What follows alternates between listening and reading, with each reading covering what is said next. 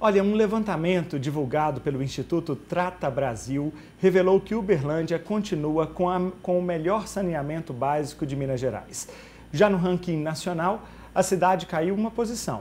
Esta foi a 15ª edição do ranking do saneamento com foco nos 100 maiores municípios do Brasil.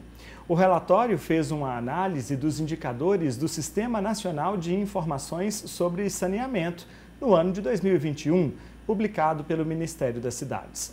Uberlândia obteve nota máxima em 11 dos 12 indicadores avaliados. É a melhor do estado desde 2009, quando o estudo foi iniciado pelo órgão. O único indicador que não obteve nota máxima pela cidade foi o índice de perdas volumétricas. Daqui a pouquinho a gente vai explicar o que significa isso.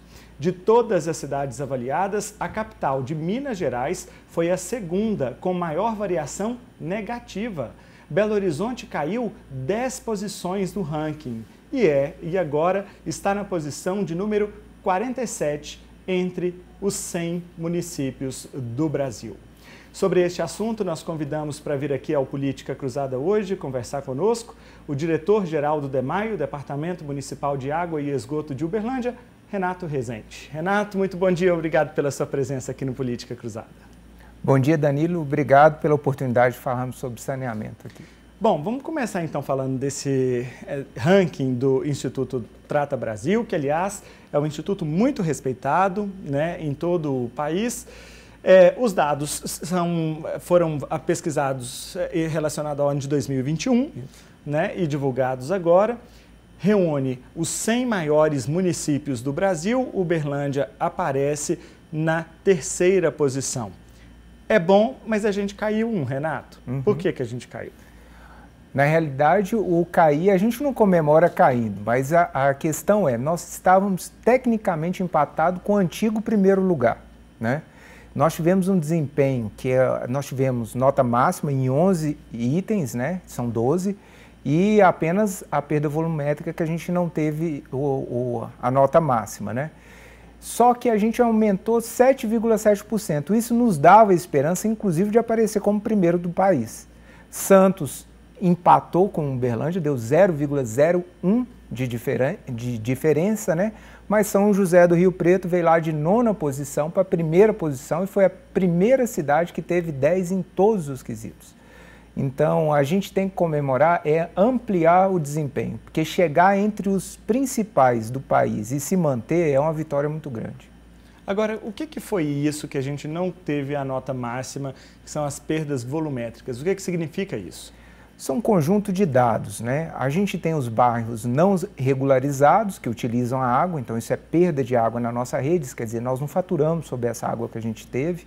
Nós temos furtos de hidrômetro, que é uma coisa que está crescendo bastante, né? E a gente, mesmo não sendo responsabilidade do DEMAI, a gente acaba atacando direto para não desperdiçar água e a questão ambiental também disso.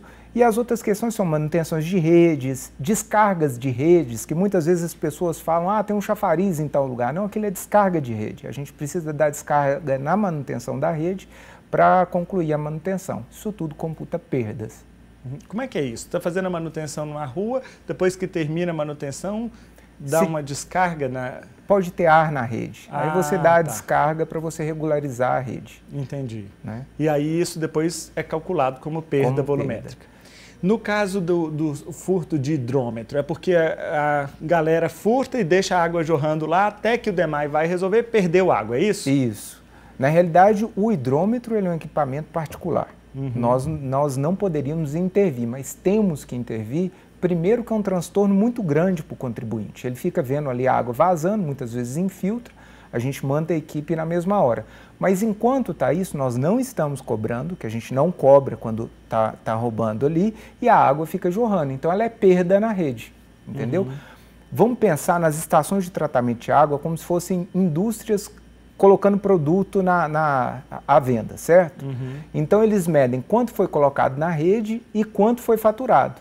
A diferença disso foi perda de água na rede. Aí ele computa como isso. Bom, então pelo que você está me falando, essa nota que a gente teve aí, na maior parte das situações, são fatores externos assim, ao DEMAI. Sim. É isso?